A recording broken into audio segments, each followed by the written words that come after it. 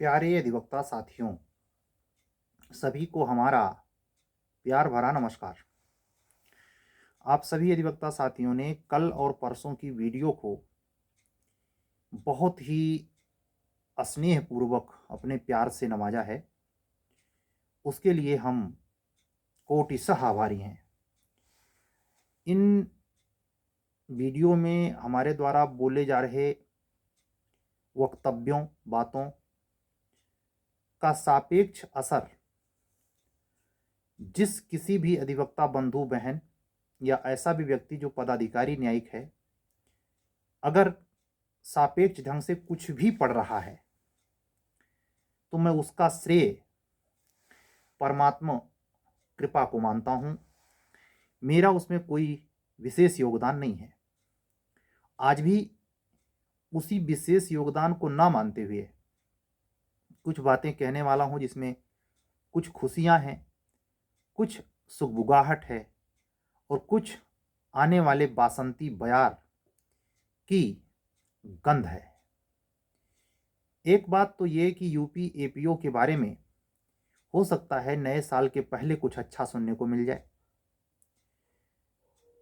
क्या हुआ है क्या नहीं हुआ है अभी हम पत्ते खोलेंगे नहीं, क्योंकि जो खबर आती है उसके बारे में मिथ्या प्रचार भी होने लगता है।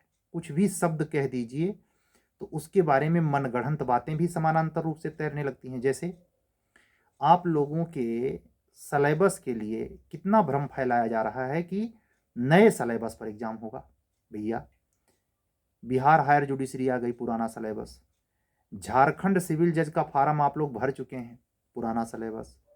मध्य प्रदेश लोअर जुडिशरी का फार्म भरवा दिया कोर्ट ने, पुराना सलेबस। आप लोगों के दिमाग पर पट्टी पड़ी है। आने वाले यूपी एपीओ और जुडिशरी के भी फॉर्म में आपको इतना तो यकीन आना चाहिए कि सर जो भी बात कह रहे हैं जून से, मान लीजिए हम एक साल लगभग जनवरी आ जाए तो हो जाएगा, लेकिन जो अधिवक्ता साथी बंधु या बहन बाद में भी मुश्किल से महीना भर पहले जुड़ा है, वो ये तो नहीं जानता।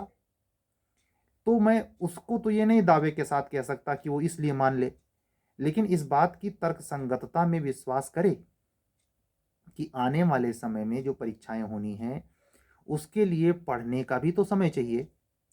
और सबसे बड़ी बात, आधार सूत्र होना चाहिए। पार्लियामेंट में किसी कानून के बनने, लागू होने और उसके प्रभावी होने की तिथि मात्र से उसका इम्प्लीमेंटेशन एग्जाम हॉल के लिए आपके सिलेबस में तत्कालिक रूप से नहीं हो सकता। इसके लिए समय लगता है। उस वाजिब समय के प्रति सतर्क रहिए, ये तो मैं मानता हूं। लेकिन कौन ऐसा अधिवक्ता साथी होगा, उसको भी मैं रेखांकित कर देता हूं, जिसकी इस साल एलएलबी हुई है और फटे हाल एलएलबी है। मतलब उसको फिर से कॉन्ट्रैक्ट पढ़ना है, 2500 पेपर फिर से पढ़ने हैं। एक तो लौकी है तितलौकी, ऊपर चढ़ी नीम की डाल।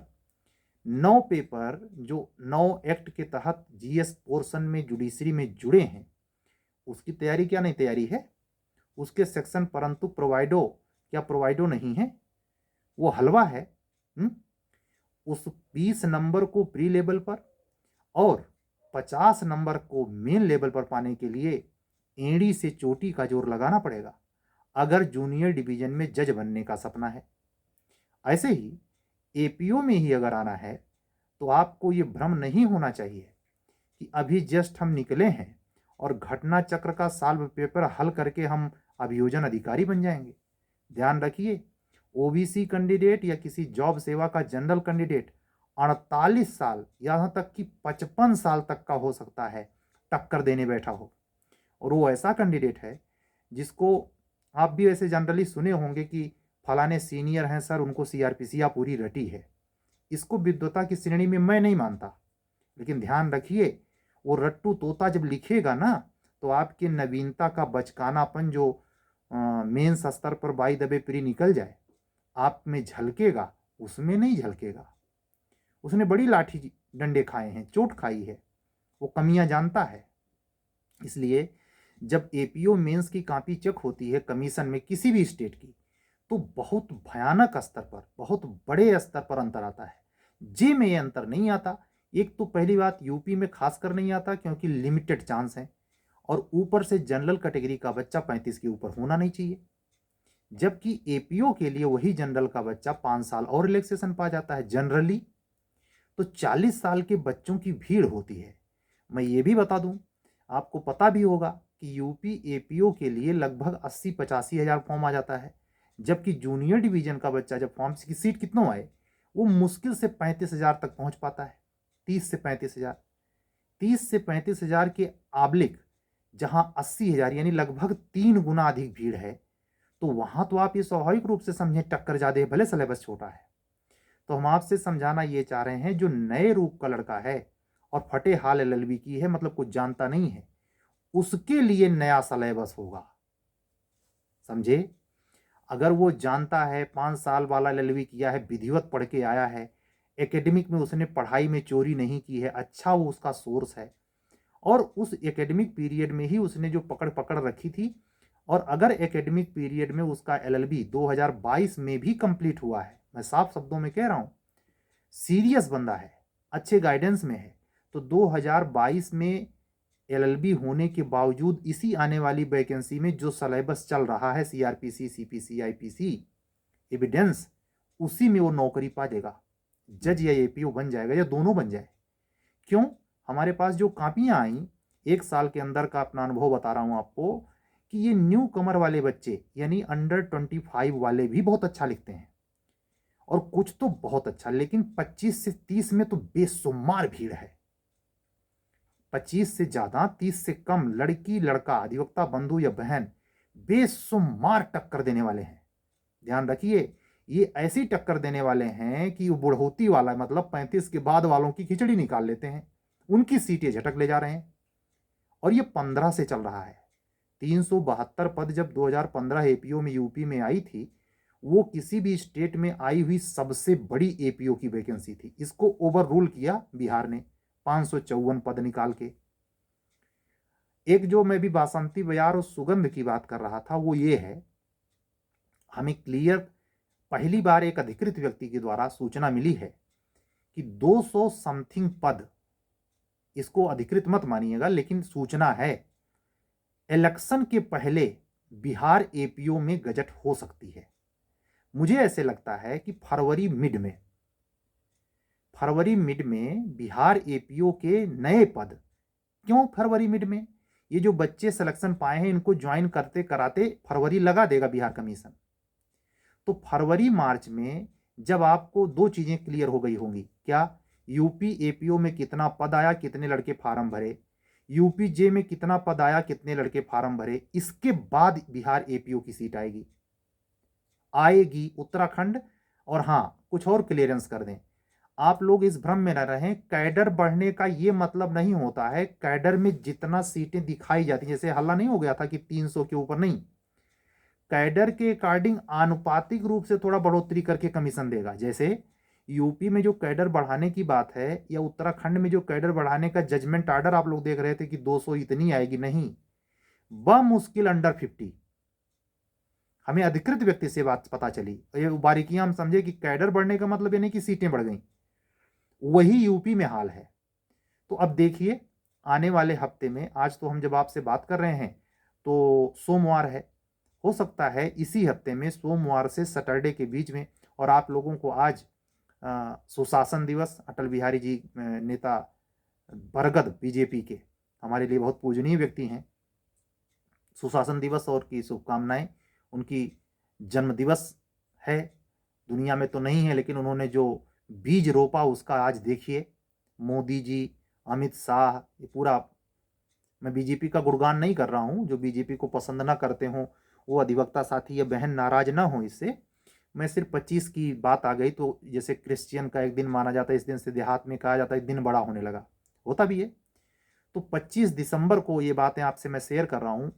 आने वाले 30 दिसंबर तक ये स्थिति साफ हो सकती है कि कैलेंडर में नोटिफाइड करेगा यूपी कमीशन, या ऑलरेडी पहले से आपको पता चल जाएगा संक्षिप्त विज्ञापन से, या ये 2024 पीसीएस के साथ गजट करेगा।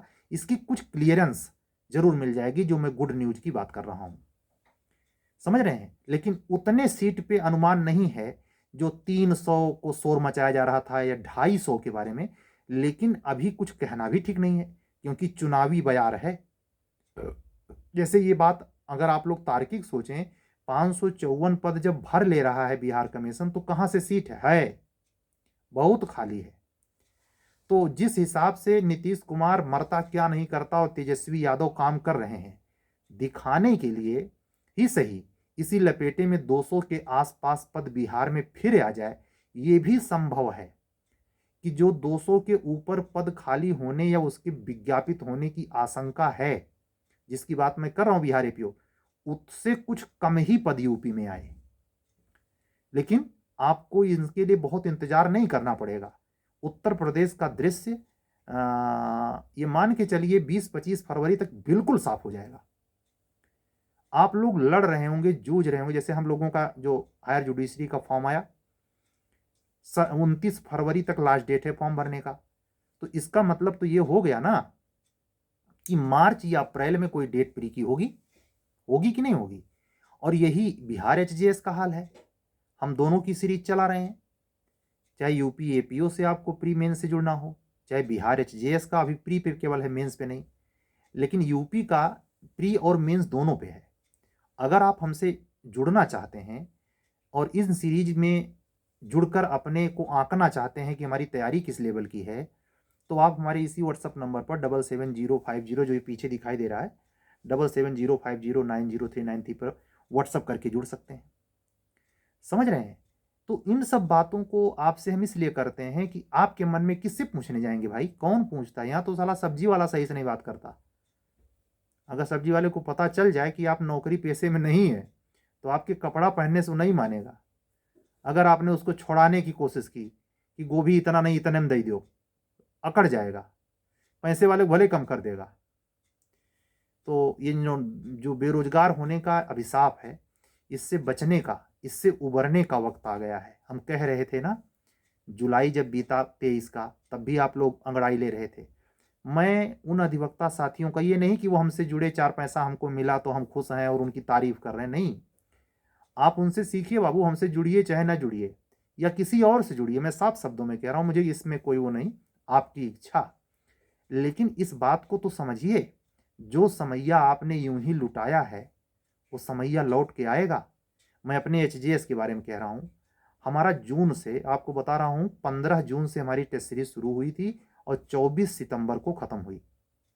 उस सीरीज में जुड़ने वाले अधिवक्ता बंधु बहन पागल थे, और जो अब जुड़ रहा है उसको चुनौती का सामना करना पड़ेगा कि नहीं करना पड़ेगा। ऐसे ही आप लोग अभी भी सर पुरनके सिलेबसवा से आई कि नए के सिलेबसवा से आई, कितनी वैकेंसी आई, कब आई, क्या मतलब है इससे?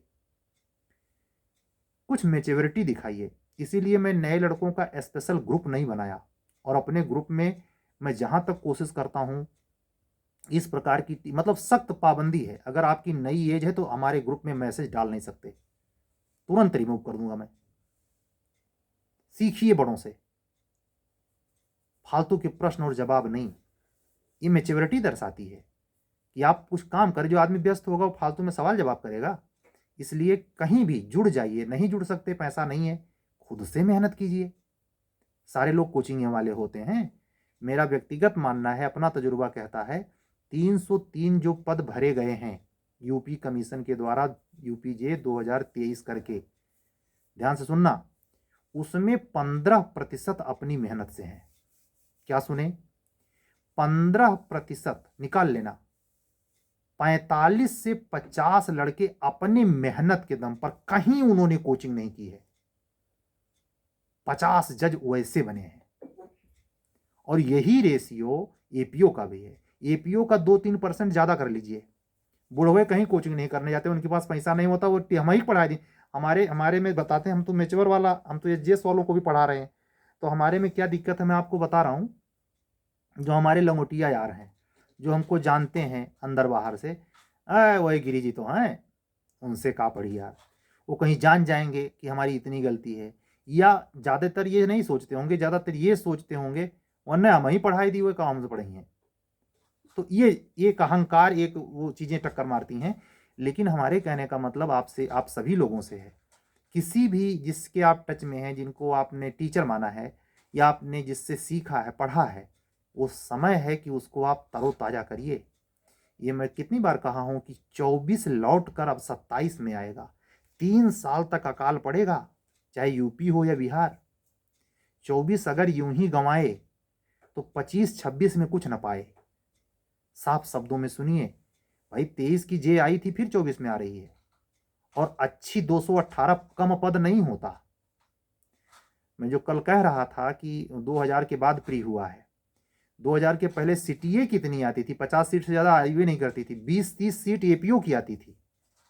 समझ रहे हैं? ये तो अब चूंकि लंबे समय तक भर्ती नहीं हुई है, तो 218 पद जे का और समथिंग 200 पद अगर यूपी एपीओ में आ जाता है, 150 भी आ जाता है, 150 के नियर अबाउट भी आ जाता है, तो ठीक ठाक सीट मानी जाएगी। ठीक है, तो अब आप लोग जुड़ जाइए।